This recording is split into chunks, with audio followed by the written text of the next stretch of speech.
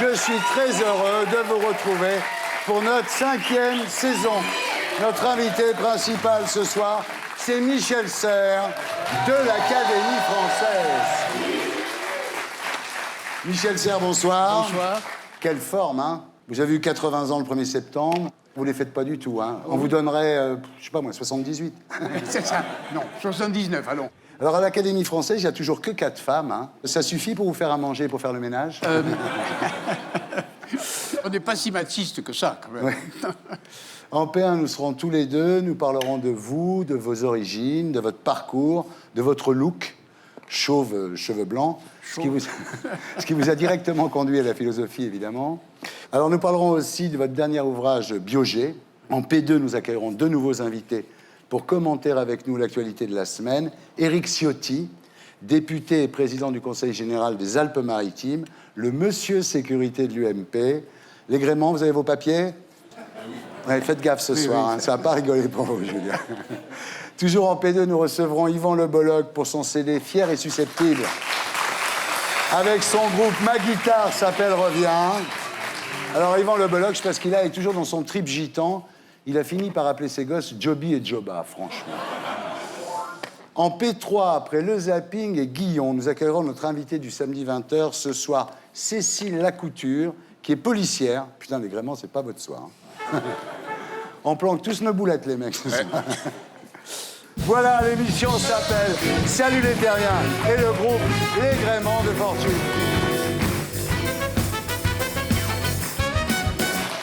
Alors... Michel Serres, rebonsoir. Bonsoir. Vous êtes philosophe, épistémologue, universitaire, notamment professeur à l'université de Stanford aux États-Unis, auteur d'une 50aine de livres, académicien, et en plus, votre nom est un palindrome. Palindrome, ça se lit dans les deux sens. Voilà. Alors, vous êtes né en 1930 à Agen, d'un père gazé à Verdun, donc pendant la guerre de 14, et d'une mère qui a été la seule à se marier dans son collège parce que tous les fiancés possibles étaient morts. Oui, la guerre de 14, vous le savez, a été un charnier épouvantable. On visite quelquefois des petites villes en France ou des petits villages qui ont 400 ou 500 habitants. J'y étais récemment en Creuse et où le monument aux morts comporte 84 morts à la guerre. Et par conséquent, j'ai eu la chance de naître parce que mon père avait été effectivement un rescapé de Verdun, il avait été gazé, et ma mère a été la seule à se marier de son collège, en effet. Ça a commencé quand, ça, les hécatombes comme ça? Ça a commencé avec les guerres napoléoniennes? Il me semble que ça commence tout simplement au moment où les soldats ne sont plus achetés. C'est gratuit. Dès qu'il y a la conscription, la chair humaine est gratuite, et alors on peut en profiter, on peut... Oui. Alors, vous avez été extrêmement marqué par la guerre. Vous dites, j'ai fait de la philosophie à cause de la guerre. À cause d'Hiroshima, exactement. Pourquoi? Parce que avant Hiroshima, on a toujours l'impression que la science est toute bonne et seule bonne, et qu'elle contribue au progrès de l'humanité et au confort de l'humanité. Et tout d'un coup, Hiroshima a été une crise extraordinaire pour la conscience des savants, des philosophes, et beaucoup de mes amis physiciens ont arrêté de faire la physique pour faire la biologie à cause d'Hiroshima. Alors, à l'âge de 19 ans, vous entrez à l'école navale et vous démissionnez par pacifisme. Vous entrez à Normal Sup rue d'Ulm et vous y êtes jusqu'à l'agrégation de philosophie que vous obtenez à 25 ans. Bravo. Mais vous êtes un philosophe inclassable, c'est-à-dire que vous refusez la pensée marxiste qui est dominante à l'époque. Et vous refusez d'ailleurs tous les engagements. J'étais surtout préoccupé à cette époque-là des problèmes concernant la recherche scientifique et le fait que la science avait un impact de plus en plus fort sur la société. Et les philosophes en général ne s'occupent pas tellement de ce problème. C'est-à-dire que les philosophes engagés, en fait, n'ont pas vu l'ampleur des changements du monde, parce qu'ils étaient braqués sur un sujet, comme Sartre. Ils étaient braqués sur une idéologie, surtout. Oui. Tandis que les changements étaient tellement importants à cette époque-là, puisque dès les années 60, j'ai écrit 4 ou 5 livres sur Hermès, sur la communication, et je dis aux gens, mais c'est la société de communication qui se prépare. Vous dites que la communication va remplacer la production. Exact. Mais vous dites ça 50 ans avant tout le monde. Hein. Voilà, c'est ça. Oui, mais j'ai toujours pensé que si en philosophie on n'anticipait pas, alors on n'était pas vraiment un bon philosophe. Il faut anticiper. Voilà. Alors, par exemple, preuve de votre décalage par rapport aux autres philosophes, l'événement majeur du XXe siècle pour vous, c'est l'effondrement du nombre d'agriculteurs qui représente aujourd'hui 1,7% de la population et qui représentait 65% en 1900. Et c'est quelque chose qui n'a jamais fait les titres de la presse. Non. Et par exemple, il y en a une autre qui me paraît très importante et qui touche aujourd'hui le régime des retraites, c'est l'augmentation de l'espérance de vie. Bien sûr. Ben oui. Une femme, dans les années 1830 à 30 ans, était une vieille grand-mère proche de la mort. Ouais. Aujourd'hui, une femme de 30 ans est une jeunesse et c'est 84 ans. L'espérance de vie d'une femme aujourd'hui, 84, 83. Et elle croît de 6 mois tous les ans. Vous voyez. Et alors, la conséquence de ça est très simple. C'est le mariage. C'est le mariage. C'est le mariage. Le mariage n'en finit plus. Et voilà. Lorsqu'on se mariait autrefois, on se jurait fidélité pour 5 ans, Bien pour sûr. 6 ans. Ouais. Aujourd'hui, on se jure fidélité pour 60 ans. Alors, vous détestez qu'on accole un mot à philosophe, comme dans philosophe engagé, philosophe écolo, car, dites-vous, cela bloque la réflexion. Donc, vous n'êtes pas un philosophe écolo, mais vous avez beaucoup travaillé sur la question. Exactement, avec un livre fameux qui s'appelle Le Contrat naturel. Le Contrat naturel, qui date déjà de 25 ans. Voilà. Oui, il y a 25 ans. 25 ans. Alors, vous avez inventé le concept de biogé, et c'est le titre de votre dernier livre, publié aux éditions du Pommier et chez Dialogue.fr. Alors, la biogé, c'est la fusion des êtres vivants, c'est-à-dire bio, la vie, et de leur environnement, la terre. La terre, G comme géographie. Voilà, exactement. Voilà. Alors, c'est vrai, vous dites que la biogé était la grande oubliée de Copenhague. L'homme est en guerre contre la nature, il faut qu'il fasse la paix, car l'homme est en train de perdre le combat. Il y a un certain nombre d'espèces qui disparaissent tous les jours. Tous les jours, vous voyez. Et donc aujourd'hui, si on ne fait pas attention à l'environnement, ce que je disais au moment du contrat naturel, ben on va vraiment à la catastrophe. À la catastrophe. Il n'y a pas de doute là-dessus. Vous dites la terre, jadis notre mère, est devenue notre fille. C'est une belle phrase. Et en plus, elle se drogue. Non. C'est nous qui la droguons. Avec les pesticides. Alors, pour vous, une société reposant sur le tout économique ne peut pas marcher. Non. Tout le monde comprend bien que le culte de la croissance économique nous amène dans le mur. Les Français sont les premiers consommateurs d'antidépresseurs au monde.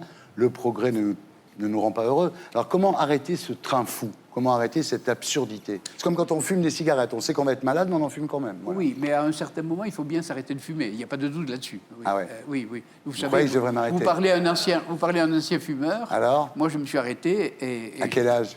Je me suis arrêté et j'avais 45 ans. Aïe, c'est un peu tard. Je fumais beaucoup. Ouais. Je me suis arrêté de fumer et c'est une période héroïque de ma vie. Ouais. Et je vous assure que... Bon, ben écoutez, il faut que je le fasse. Non, quand je vois la patate que vous avez à 80 balais, je me dis qu'il va falloir que je m'arrête quand même. Les avantages sont considérables. Votre appétit va mieux, votre souffle va mieux, votre peau va mieux, votre santé va mieux, votre intellect va mieux. Vous allez voir à quel point vous serez beau quand vous serez... Alors, je ne sais pas si j'arriverai à arrêter de fumer, mais en tout cas, comment est-ce qu'on peut arrêter le train fou? Comment on peut arrêter cette absurdité? Écoutez, je trouve qu'entre la génération ancienne et la nouvelle, il y a vraiment une coupure du point de vue de la conscience de l'environnement. Je le crois. Alors, vous dites philosopher, c'est anticiper, hein, c'est une de vos grandes formules. Alors, est-ce que, par exemple, il ne faudrait pas qu'il y ait un gouvernement mondial? Est-ce qu'on ne devrait pas tenter d'instaurer ça? C'est pas complètement sûr. Il y a des institutions internationales. Elles ne sont pas mondiales. Pourquoi? Parce que une discussion avec le patron de l'ONU, par exemple, à l'époque, c'était Boutros-Ghali, et je lui parlais de l'eau, je lui parlais de l'air, je lui parlais, etc. Mais il me disait, Michel, c'est pas le problème. Le problème, c'est que moi, je suis tout à fait d'accord avec vous pour défendre l'eau, pour défendre l'air, etc. Mais chaque fois que j'en parle à l'ONU, les gens me disent, mais je ne suis pas là pour ça. Je suis là pour défendre les intérêts de mon gouvernement. L'institution mondiale n'est qu'en fait la réunion de plusieurs nations. Et voilà. Donc chacun défend son gras, pour dire. Et donc elle n'est pas mondiale. Donc c'est quelque chose à inventer. Alors, adapter la représentation politique à l'époque, à Internet, par exemple. C'est vrai qu'aujourd'hui, on fait des sondages toute la journée et on fait des élections de temps en temps. Est-ce qu'il ne pourrait pas y avoir un système, par exemple, de votation permanente? Ça se fait déjà. Il y a 2 ou 3 ans, une dame, en Belgique exactement, qui fait un blog et qui parle de l'opposition entre les Flamands et les Wallons. Alors elle donne son opinion, et elle a tout d'un coup, dans son site, plus de visites, elle, individuelles, que n'avait de vote celui qui était chargé de faire le gouvernement en Belgique à ce moment-là. Voilà, à ce moment-là, vous vous apercevez que l'individu aujourd'hui a beaucoup plus de responsabilités et peut-être d'influence qu'une vedette du spectacle politique ou une vedette du spectacle médiatique. Vous voyez, que l'individu là a tout d'un coup une raison d'exister et un poids qui n'était pas du tout celui auparavant. Et pour les problèmes de Biogé, il a dit de même. Ça viendra des individus peu à peu, et il y a des mouvements qui ne trompent pas. Vous êtes quand même optimiste. Alors, pessimiste, optimiste. Quand on est pessimiste, qu'on annonce des catastrophes, alors on vend très bien ses livres. Ouais. La peur fait vendre. Et par conséquent, on est marchand d'angoisse. Ouais. Voilà. Alors, je crois que ma conduite consisterait à être le plus lucide possible sur les événements présents, être le plus clair possible.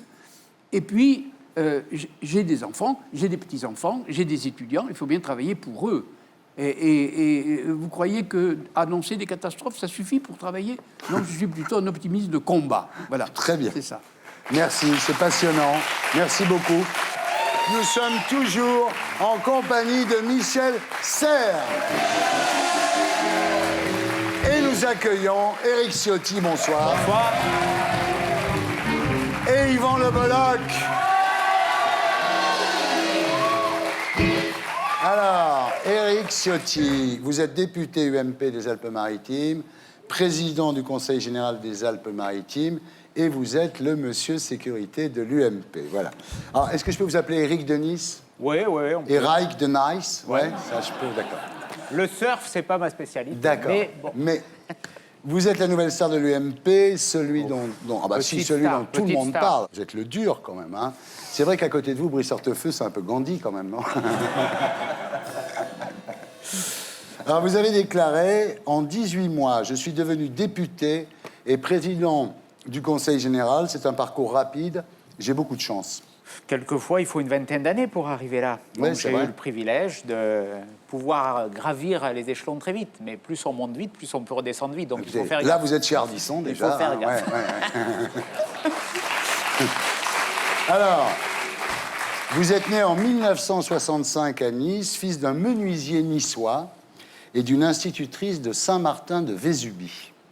Et c'est dans ce petit village de Saint-Martin de Vésubie où vous grandissez qu'à l'âge de 10 ans, vous assistez à un conseil municipal et vous contractez le virus de la politique. C'est vrai que je suis un peu tombé dans la potion. Je ne sais pas si elle est magique ou empoisonnée. Ouais. Selon les cas, on peut en discuter. Ouais. J'ai toujours été passionné par la politique. Ouais. Bon, je lisais les pages politiques plutôt que l'équipe. Ouais. Bon, là aussi, c'est peut-être pas trop normal, mais c'était comme ça. Alors, pas étonnant qu'à 23 ans, tout juste diplômé de Sciences Po Paris, vous deveniez assistant parlementaire de Christian Estrosi. Et c'est un peu Estrosi qui vous a tout appris en politique. Vous l'avez tout appris en orthographe en même temps. C'est dur. C'est vrai qu'on a un parcours très lié. Un adversaire qui voulait un peu nous caricaturer disait quand on pince l'un, c'est l'autre qui a mal. Ben voilà. Vous êtes d'accord sur tout avec Estrosi, hein? Sur beaucoup de choses. Même sur le fait de rendre la promenade des Anglais aux Français. On veut même ramener Napoléon III à Nice. Parce que c'est lui qui nous a amenés en France. On fête les 150 ans du rattachement. Alors, Yvan Le Bolloc, bonsoir. Bonsoir. Vous êtes actuellement en tournée dans toute la France avec votre groupe qui s'appelle Ma guitare s'appelle Revient. Et votre album, Fier et susceptible, est toujours dans les bacs. Exact. Donc vous êtes toujours branché gitan, quoi. Ça fait 6 ans que ça dure. Et je voulais juste vous préciser que je ne l'ai pas fait exprès, mais le spectacle que nous présentons en ce moment avec Ma guitare s'appelle Revient s'intitule Tous les chemins mènent au Rhum. Et je ne l'ai pas fait exprès. C'était avant. Ouais. Je ne me doutais pas à l'époque que nos vannes seraient reprises par les gars du gouvernement, genre les gros cylindrés, enfin tout ce genre de choses que je pensais oublier ou en tout cas réserver à des blagues de fin de banquet. On va en parler, mais quand même, Yvan, vous êtes breton, vous n'êtes pas gitan. Vous savez, ils finiront par vous piquer votre pognon, ces gens-là. Tout le pognon que vous avez gagné avec Caméra Café, ils vont vous le prendre, Yvan. Vous savez ça. Alors donc, vous êtes le parrain du Salon de la Caravane, je crois qu'on peut le dire. Yvan, est-ce que par solidarité avec vos amis, vous pourriez nous faire un papa malade, maman malade, toi donner pièce, s'il te plaît? Donne-moi argent. Donne-moi argent. Très bien. Donne-moi l'argent. Je te fais l'essuie-glace. Bien, on passe maintenant aux commentaires de l'actualité de la semaine avec l'édito de Blacko, et c'est Laurent Neumann, directeur de la rédaction de Marianne, que nous retrouverons sur ce plateau après le magnéto.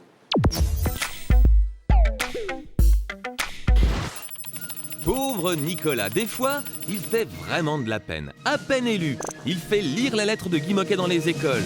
Il veut que les enfants de CM2 apprennent le nom d'un enfant juif déporté sous Vichy. Et voilà qu'aujourd'hui, on le compare à Pétain. Franchement, vous trouvez que le président ressemble au maréchal ? Eh ben pourtant, Michel Rocard n'a pas hésité à faire la comparaison. En apprenant que la police menait des rafles dans des camps de Roms, Rocard a dit « On n'a jamais vu ça depuis Vichy, on n'a jamais vu ça depuis les nazis ». Et voilà, c'est reparti. Depuis que les étudiants ont crié CRSSS en 68, c'est un grand classique de crier au retour de la bête immonde.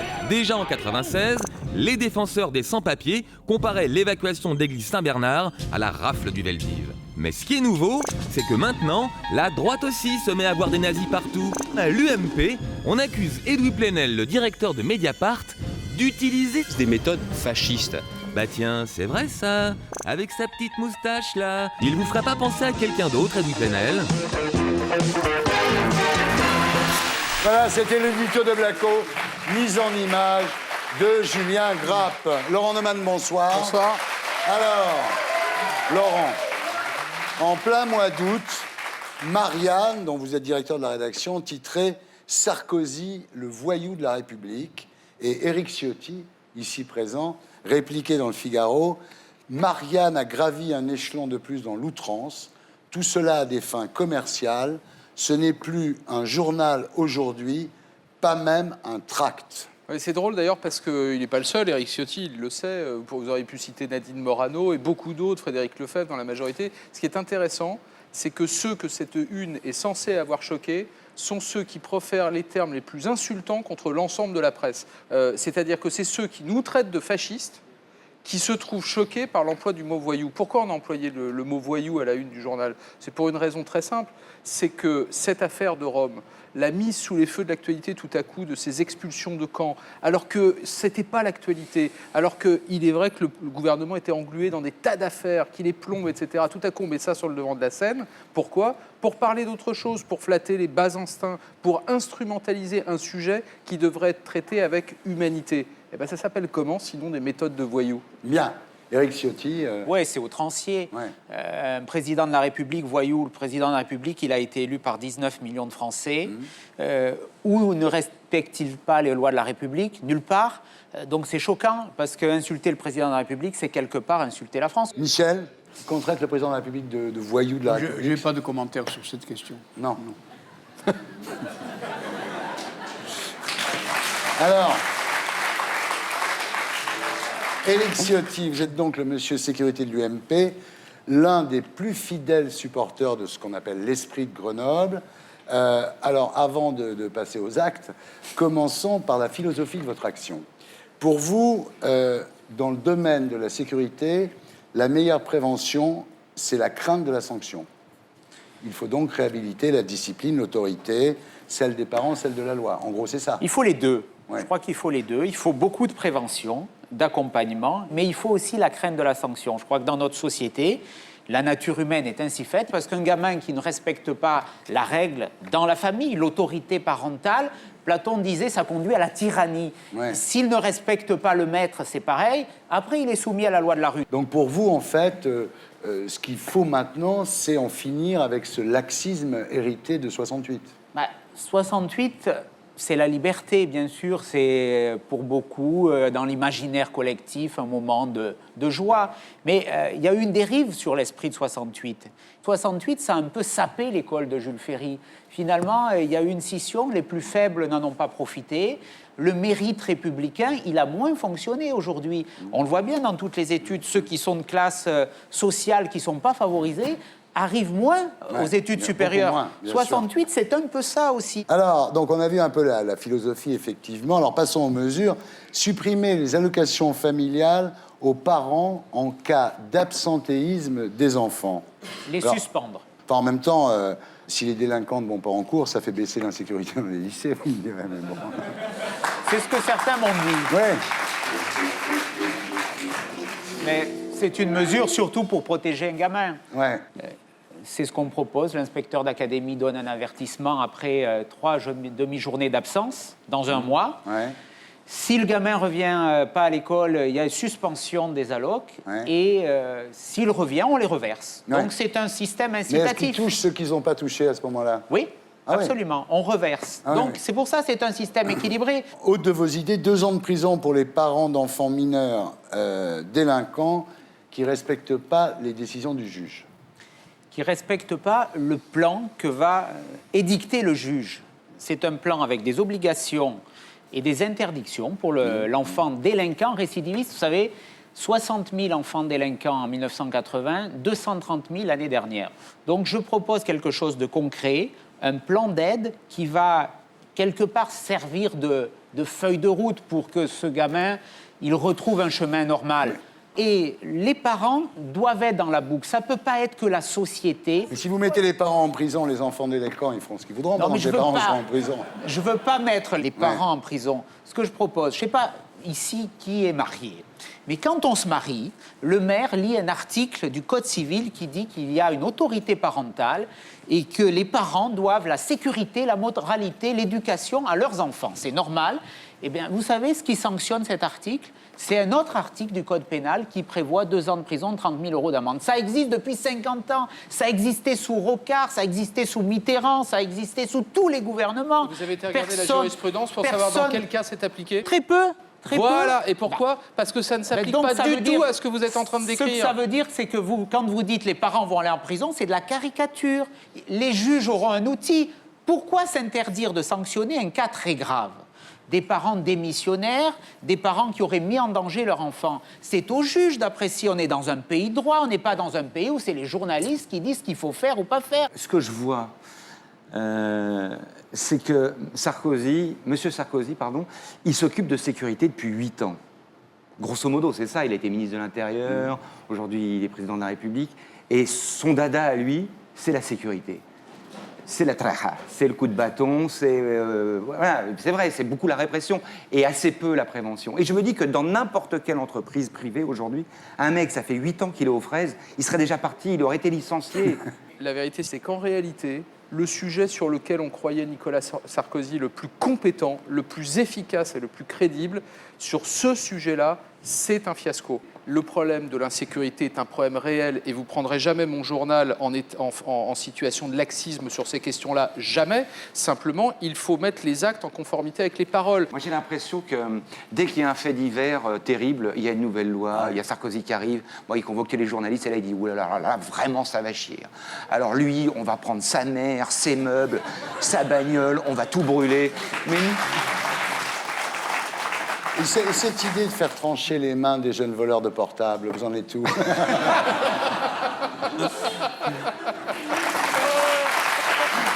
on va brouiller les portables.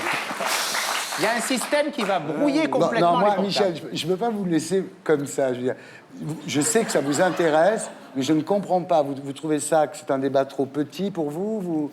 Non, quand il y a un débat, il y a un spectacle, et nous sommes dans la société du spectacle, et nous venons d'assister à un spectacle. Voilà. Ouais. C'est pas faux.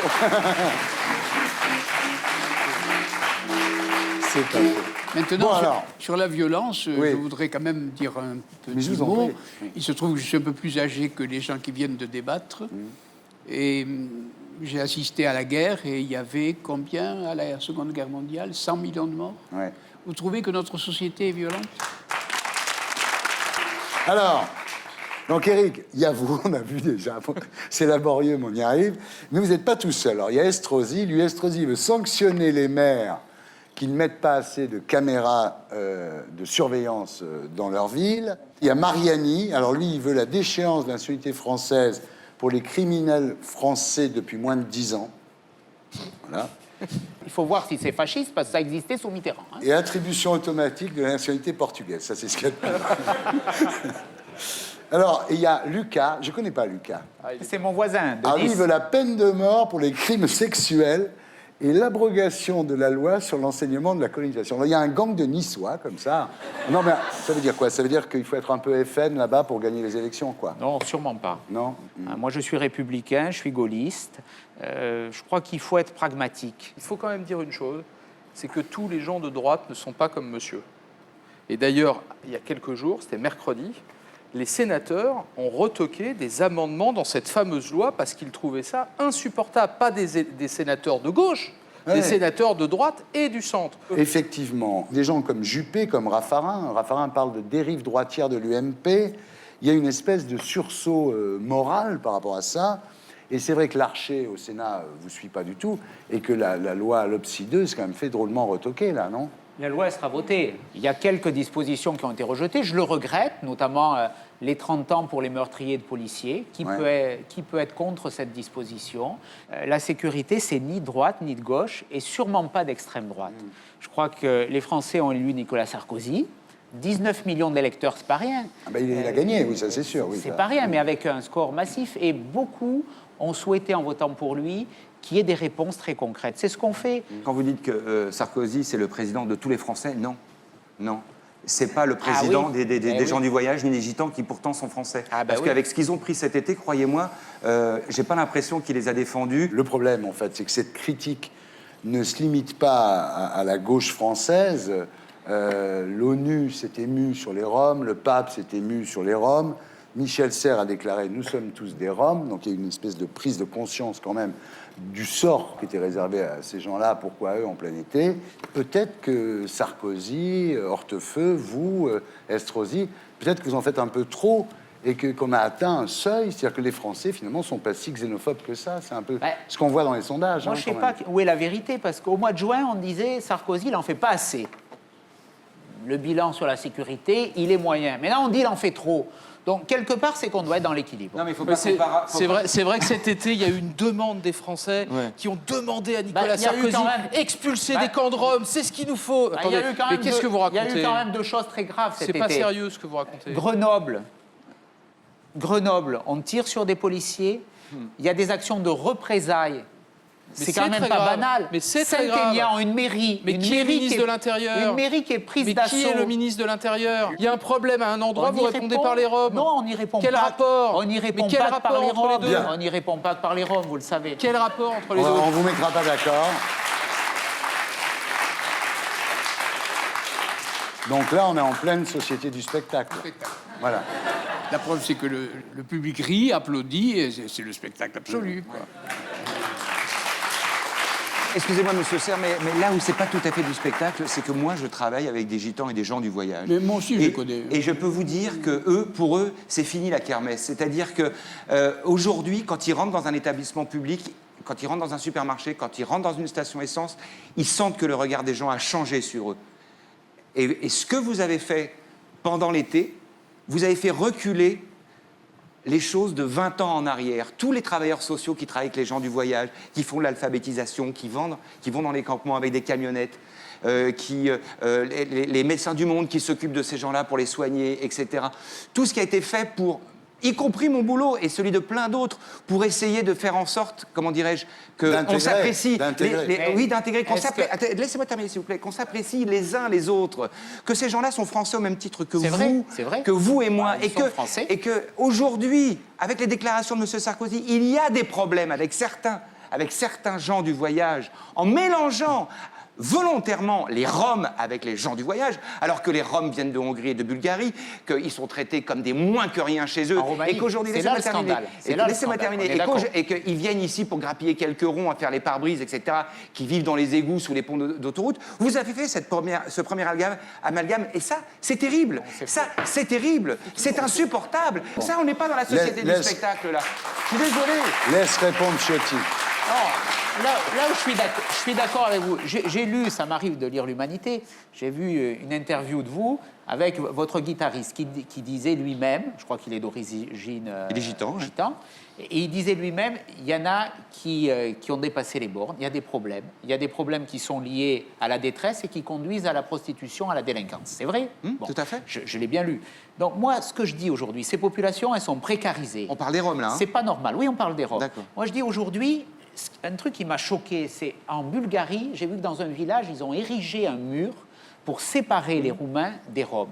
Et en même temps, la Roumanie reçoit 20 milliards d'euros de l'Union européenne pour s'intégrer et pour intégrer les populations. Je dis que le problème, il est là-bas. C'est pour ça que cette semaine, Besson est allé en Roumanie avec le louche. Je crois que la solution, elle est là. Le message qu'on doit lancer, c'est il y a des lois. Sarkozy respecte les lois de la République. Il n'y a pas eu un millimètre qui a dépassé l'application de la loi dans cette affaire. Vrai ou faux? Ce mur en Roumanie, personne ne l'a dénoncé. C'est quand même plus scandaleux que ce qui a été fait en France. J'entends bien. Mais Voilà. pourquoi lorsqu'il y a des expulsions, il y a toujours des mecs de TF1 qui sont là avec des caméras, et que le soir, on le voit au journal? À quoi ça sert? À quoi ça sert? C'est la liberté de la presse. Non, c'est affaire de la politique, monsieur Ciotti. C'est la liberté de la presse. Vous le savez très bien. Non, pas du tout. On n'est pas si. dans une affaire de politique. Ah non. On applique la loi. Oh. Monsieur On Ciotti, applique la loi. Non, vous ne faites pas de politique. On là. applique la loi. Ça vous choque d'appliquer la loi? Pas du tout. Il y a quand même une, il y a Je quand même crois une qu'aujourd'hui- occupation, pardonnez-moi, il y a quand même une occupation des médias tout l'été par monsieur Hortefire, qu'on a vu Non, à tout bout de champ. ça, je trouve que c'est dépassé. On l'a vu à tout bout de champ, on l'a vu dans les aéroports, avec les Roms, etc., etc. Mais si Pourquoi l'été dernier, on lui a À quoi reproché ça de ne sert pas être sur le terrain. Il faut arrêter quoi ça la sert caricature. On arrive à la conclusion. Il fait donc, son boulot. Voilà. Ce qui est Laurent, drôle- ce qui est- conclusion. Ce qui est drôle simplement, c'est que cet été, on a eu un remaniement ministériel sans le savoir. C'est-à-dire que M. Ciotti et M. Estrosi, ministre de l'Industrie, sont devenus ministres de l'Intérieur. M. Hortefeux est devenu ministre de l'Immigration, il s'occupe des expulsions de Roms. C'est-à-dire que tous les rôles ont changé et c'est passé totalement inaperçu. Je suis navré, monsieur Ciotti, mais je ne me reconnais pas dans votre projet. Le projet, la France dont vous me parlez, elle ne me fait pas envie. Pourquoi vous ne nous tirez pas vers le haut? C'est ce qu'on Mais dit, hein. non, Eh vous ouais. tirez toujours vers le bas. Un coup, c'est les Roms, un coup, c'est les Gitans. Avant, c'était les rebeux dans les cités. Bientôt, ça sera les Bretons, les Gauchers. Mais merde, c'est pas ça dont on veut. On ne veut pas de ça. Moi, je n'en veux pas, en tout cas. Moi non plus. Bien. Eric, conclusion. Ce qui m'a choqué cet été, c'est les références à la Seconde Guerre mondiale. On a comparé ce qui s'est passé, qui est l'application de la loi, à des périodes noires. Il ne faut pas user des mots, il ne faut pas En gros, appeler votre- au secours votre problème- des votre images problème- qui sont terribles, alors que là, on est dans l'application Ouais. de la République. Votre et il faut problème, en à vous, c'est quand vous voulez arrêter 68, on vous traite de 42, quoi. Oui, ni gaucho ni facho. Ouais. Ça doit être la ligne. La ligne, c'est la République. La ligne, c'est la République. Bien. Alors, Laurent, vous avez traité pendant tout l'été l'affaire Bettencourt pour Marianne. Et il y a un numéro qui est paru ce matin, alors là, les tableaux Bettencourt raflés par Bagné. Oui, c'est inouï. En fait, on a retrouvé toutes les donations que Mme Bettencourt, depuis 10 ans, a faites à Bagné, Ouais. à François-Marie Bagné. Ouais. Et on pensait que c'était quelques tableaux, quelques cadeaux d'usage, comme on dit. En fait, ce sont des tableaux de maître absolument considérables, d'une valeur inouïe. Il y a toute une série de tableaux qui sont encore chez Mme Bettencourt Ouais. et qu'il aura le droit de prendre, qui seront sa pleine propriété lorsqu'elle va mourir. Et puis, il y en a d'autres qu'elle lui a carrément offert en pleine propriété. Certains sont chez lui, la plupart sont dans des coffres dans une banque à Paris, par dizaines. Matisse, Picasso, Munch, Mondrian, Man Ray, Léger, Braque, la liste est infinie. Des masques d'art africain pour plusieurs millions d'euros, des manuscrits anciens d'une rareté, d'une valeur Qu'est-ce qu'il est invraisemblable. fort, ce Bagné. L'intégrale Ouais. de la bibliothèque de Ouais. Proust, je ne sais pas si vous voyez, Ouais. des manuscrits reliés de Céline, d'Aragon, de Genet, Mais il prend tout, hein. Il a même pris la mobilette du jardinier. Il rend service. Et vous avez trouvé comment ces listes de donations? Je ne vais pas évidemment vous donner Ah bah non. nos sources. Par contre, ce que je peux vous dire, c'est que tout ce que nous avons sorti jusqu'aux déclarations d'impôts de Mme Bettencourt il y a 15 jours, pas de plainte, pas de diffamation, tout est vrai. Donc c'est vrai. Bah oui, évidemment. Je dirais, au risque Évidemment. de vous déplaire, bravo Marianne. Oh bah c'est gentil. Merci d'avoir été avec nous, Laurent. Nous sommes toujours en compagnie de Michel Serres, Éric Ciotti, Yvan Le Bolloc, Et nous accueillons notre invitée du samedi 20h ce soir, Cécile Lacouture. Bonsoir. Bonsoir. Bonsoir à tous. Alors, Cécile, vous êtes fonctionnaire de police. Oui. Vous n'êtes pas juste habillée en flic pour faire fantasmer Eric Ciotti. Hein, Non, ouais. Ça vous vexe si on vous appelle fliquette? Non. C'est un diminutif. Ouais, c'est sympa. En tous les cas, merci d'être là. C'est rare d'avoir un témoignage d'un fonctionnaire de police en uniforme qui vient parler de sa profession à la télévision. Je crois que c'est rarissime. Hein. Oui. Merci d'être là, en tous les cas. Merci de m'avoir invité. En attendant, j'accueille Stéphane Guillon.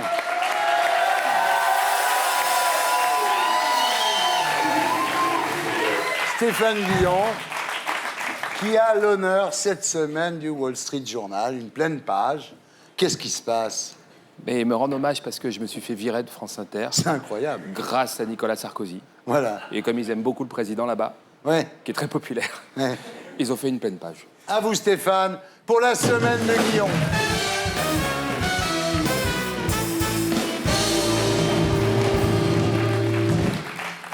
Et on commence avec une bonne nouvelle, Thierry. Un nouveau gagnant au Sarko Million. Il s'appelle Tapi Bernard. Il est originaire d'un hôtel particulier dans le 6e, mais il a gagné 210 millions d'euros. Le 15 septembre prochain, quand vous enverrez votre chèque au percepteur, pensez à tous les gagnants du Sarko Million. Dernière gagnante au Sarko Million, Thierry, s'appelle Bettencourt. Liliane, originaire de Neuilly-sur-Seine. Liliane avait gagné 30 millions d'euros. Ah oui,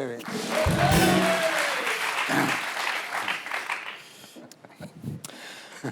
Un train contre la maladie d'Alzheimer va sillonner l'Hexagone. Le malade le plus célèbre de France sera peut-être présent. Woerth Eric, c'est son nom. Oublie tout ce qu'il a fait. Promesse de Légion d'honneur, piston pour sa femme, enveloppe de liquide. Hop.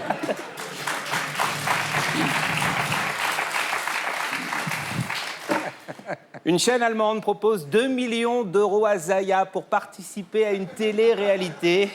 Ça, plus les 50 000 euros qu'elle a touchés pour la couverture de match, les vacances à Saint-Trope, les beaux hôtels. Après ça, allez pousser des gamines à faire des études. Moi, si demain, ma fille arrive en me disant « Papa, je veux faire comme Zaya, je veux être pute », qu'est-ce que je lui dis ? Attention, ma chérie, tu tomberas peut-être pas tous les jours sur Johan Gourcuff, tu peux tomber sur Ribéry, il faut aimer les Picasso, la peinture cubique, c'est pas évident.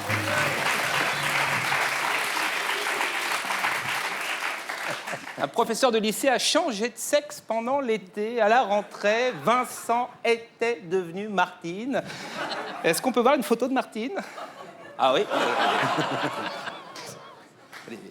Faites gaffe les enfants, hein, ne lui dites pas bonjour monsieur. Les polygames ne seront pas déchus de la nationalité française. Soulagement pour Carla Bruni, qui avait déclaré au Figaro Magazine préférer la polygamie à la monogamie. Carla, qui est française depuis 2008, aurait dû quitter le territoire. Voilà. C'est toujours triste de perdre une grande actrice. Hein.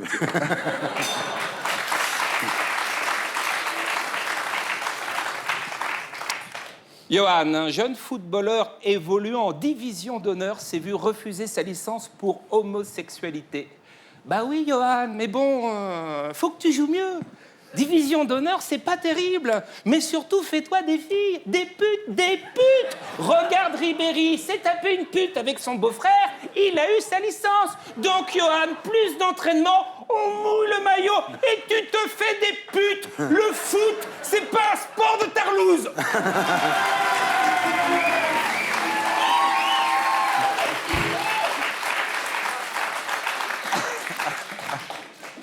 Un homme ayant violé une nonagénaire a été condamné à 13 ans de prison. 13 ans de prison pour une nonagénaire. Comme aurait dit Coluche, Monique, je l'ai violée, je porte pas plainte.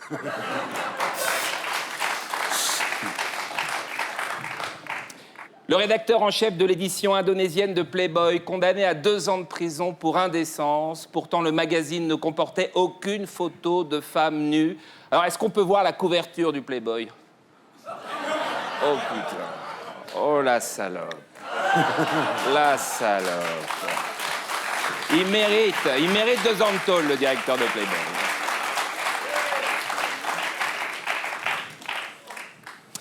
Par mesure d'économie, le patron de Ryanair ne veut plus qu'un seul pilote à bord de ses avions. En cas de défaillance, l'hôtesse de l'air prendra les commandes. Du coup, regardez le tarif proposé par Ryanair cette semaine. 8 € l'aller simple. Il n'y a pas de retour. Si c'est l'hôtesse qui pilote, il n'y a pas de retour.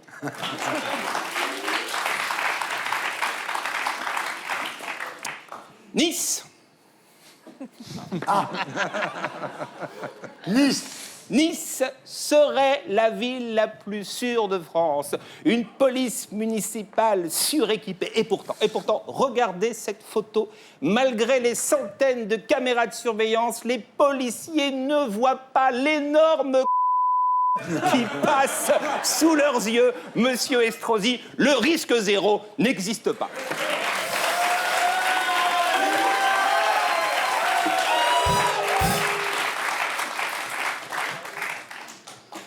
Attention, toute personne française depuis moins de 10 ans et qui portera atteinte à la vie d'un policier perdra sa nationalité. Une mesure extrêmement dissuasive.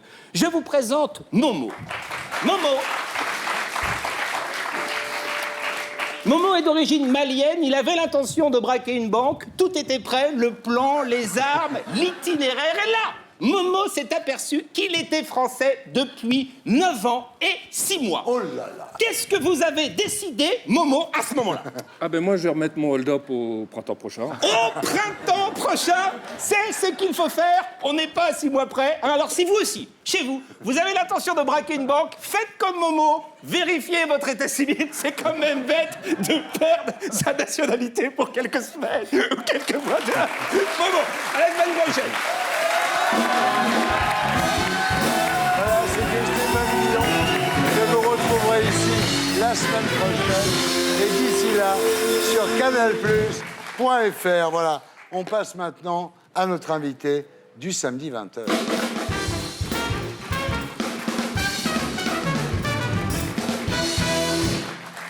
Cécile, rebonsoir. D'abord, je voulais savoir pourquoi vous avez un brassard.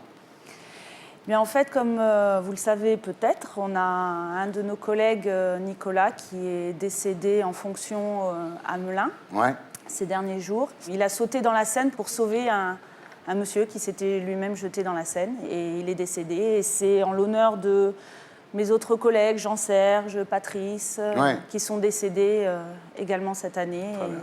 Alors, vous êtes né en 1974. Et dès votre plus jeune âge, vous baignez dans une ambiance policière, et pour cause, votre père est gardien de la paix. Oui. Joli mot. Oui. À 5 ans, vous piquez l'uniforme de votre père et vous mimez des interventions policières. Vous êtes fier de votre père? Ah bah oui, bien sûr. Jusqu'à l'entrée en 6e, là, vous commencez par raconter qu'il est coiffeur, quand même.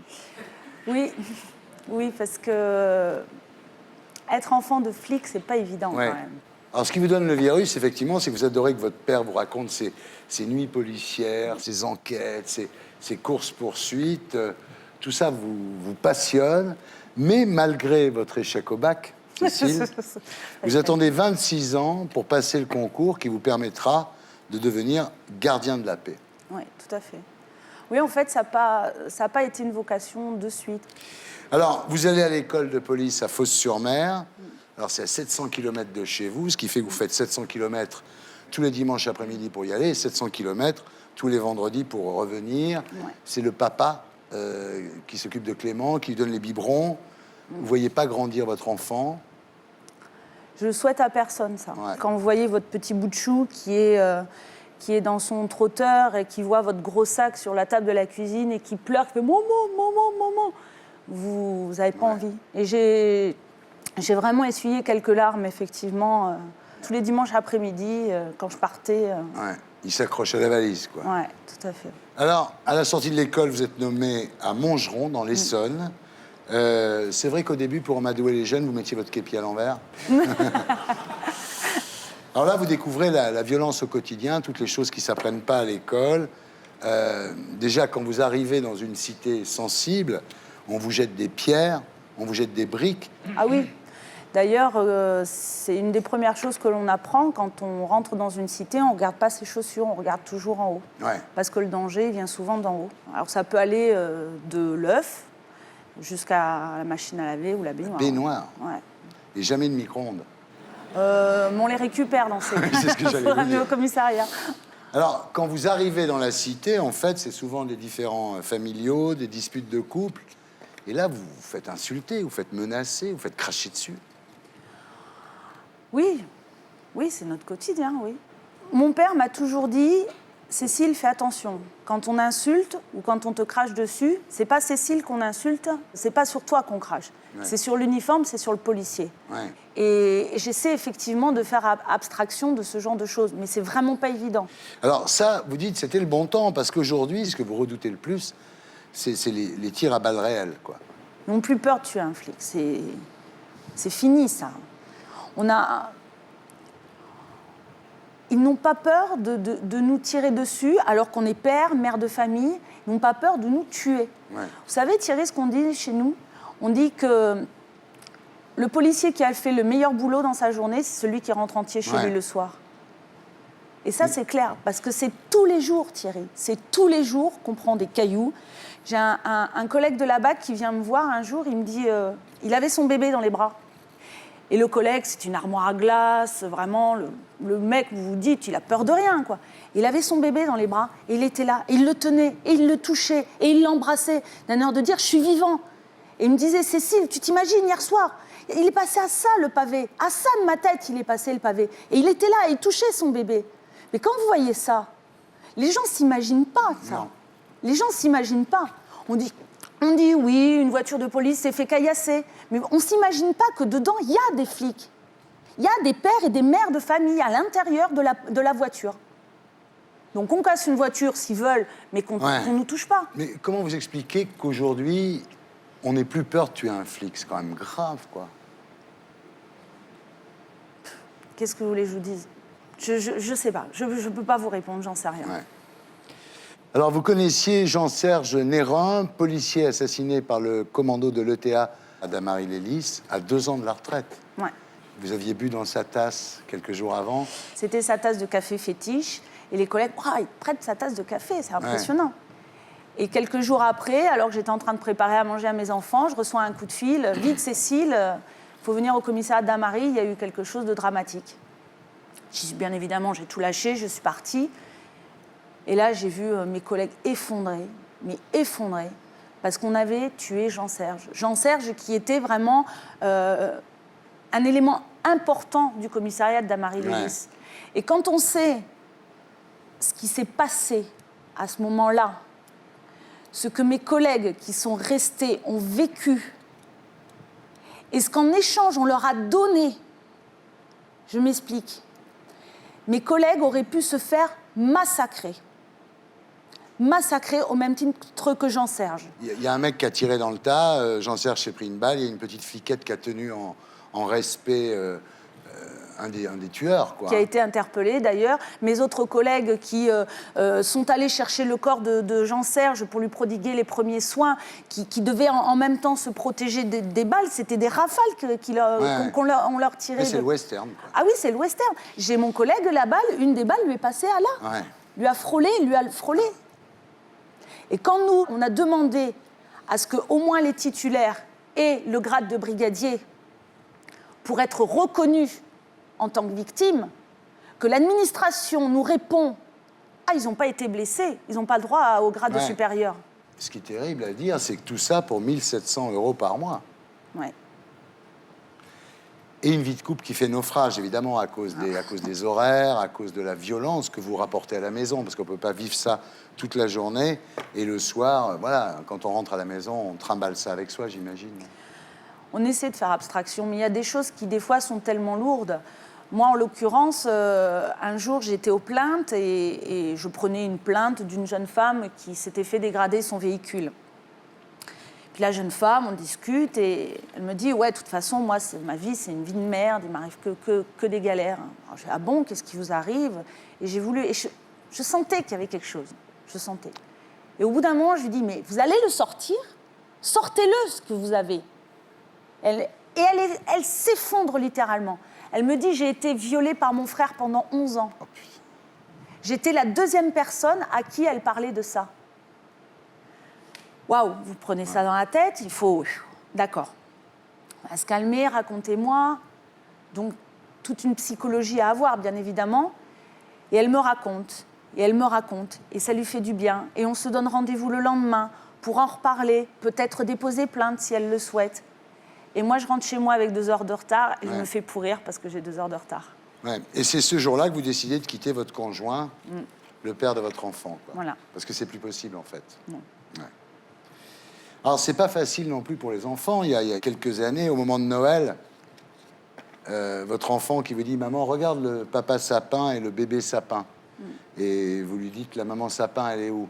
Et il vous répond La maman sapin, elle est au boulot. Là, waouh. Ouais. Vous dites, qu'est-ce que je fais? 2 choses l'une. Soit je privilégie le boulot, soit je privilégie la famille. Au bout d'un moment, il faut... Ouais. Je crois qu'au bout d'un moment, il faut faire un choix. C'est vrai, quand les enfants disent « maman », chez vous, c'est au père qui s'adresse. J'ai une petite fille d'1 an. Et en fait, depuis une semaine, elle appelle son papa « maman Ouais. ». Et puis, il y a les suicides. ah oui. C'est-à-dire qu'en fait, il y a 40 policiers en France, chaque année, qui se suicident. Et c'est vrai qu'avec l'arme de service, c'est facile. Oui. Mais moi, je me suis retrouvée un jour dans les vestiaires avec mon arme dans la main à me dire il suffit juste d'appuyer dessus et puis ça ira mieux, quoi. Ouais. Mais je l'ai pas fait. Et la hiérarchie, il n'y a pas beaucoup de reconnaissance de sa part, non? Ouh là là. Je crois qu'on est peut-être le seul métier où on est obligé de justifier qu'on fait notre métier. Je m'explique. Vous contrôlez un véhicule, la personne est au téléphone, vous verbalisez la personne parce que c'est votre métier. Et la personne, c'est le copain ou la copine d'un tel, de ci, de ça, qui connaît bien le commandant de ci, de ça. Donc, on va téléphoner au commandant pour dire que le petit brigadier ou le petit gardien a verbalisé. Ouais. Et là, on va vous demander de faire un rapport pour savoir pourquoi vous avez verbalisé alors qu'il était au téléphone. Ouais. Et ça, c'est pesant de devoir tout le temps se justifier de faire notre boulot. Ouais. En fait, c'est un boulot fait pour rire par tout le monde, quoi. Ah oui, ça c'est sûr. Même si personne ne nous aime, nous, on l'aime, ce métier. Vous aimez quoi? L'adrénaline ou rendre service aux gens? Les deux. Et vous pensez quoi de toute cette politique sécuritaire qui est mise en place par Nicolas Sarkozy, Hortefeux, Estrosi, Ciotti? Ne recommencez pas le spectacle alors qu'on a une expérience vécue réelle et que j'espère que les spectateurs et les téléspectateurs seront émus d'avoir entendu madame, que je respecte infiniment. Et je dois témoigner que je faisais partie, quand j'étais jeune, des Français qui disaient toujours du mal de la police. Seulement, mon expérience professionnelle m'a complètement changé. Pourquoi? Parce que quand il y avait un pépin dans mon amphi, quand il y avait un malade, quand il y avait un suicidé, qui appelait-on? Si j'appelais l'administration, elle ne répondait pas. Si j'appelais les collègues, ils étaient absents. Si j'appelais des médecins, il fallait les payer, et je n'avais pas les moyens. On appelait les flics. Et chaque fois qu'on appelait les flics, 1, ils étaient là. 2, ils étaient là tout de suite. 3e, ils étaient toujours bien formés, c'est-à-dire psychologues, intelligents, généreux, etc. Et tout d'un coup, je me suis aperçu que la République, c'était vous, madame. Waouh! Merci.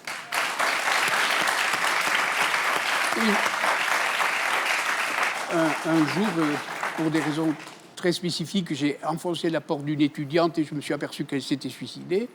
J'ai appelé la police et le policier a dépendu la fille et je lui ai dit « mais vous avez un métier extraordinaire ». Elle m'a dit « mais monsieur, des suicidés que je dépends, mais j'en dépends 2 ou 3 par mois. » Ouais.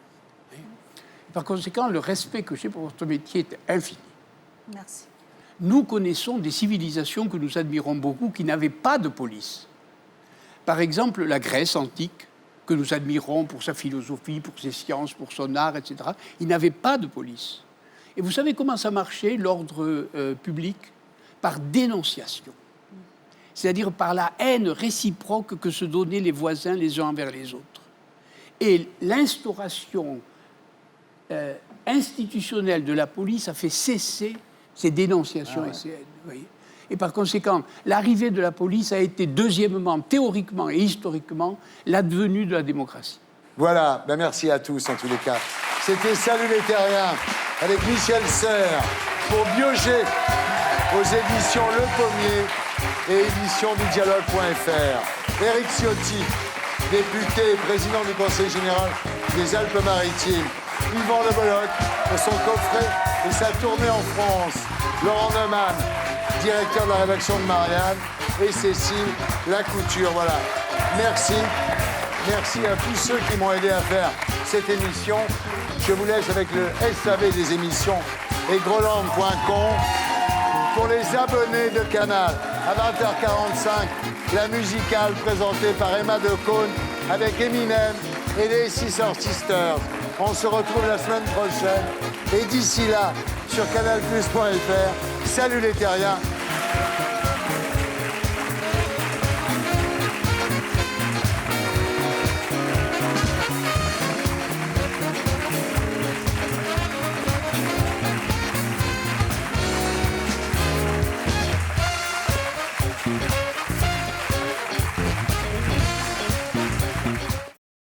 Et pour être sûr de ne rien rater de Inarditube, abonnez-vous et mettez un pouce bleu.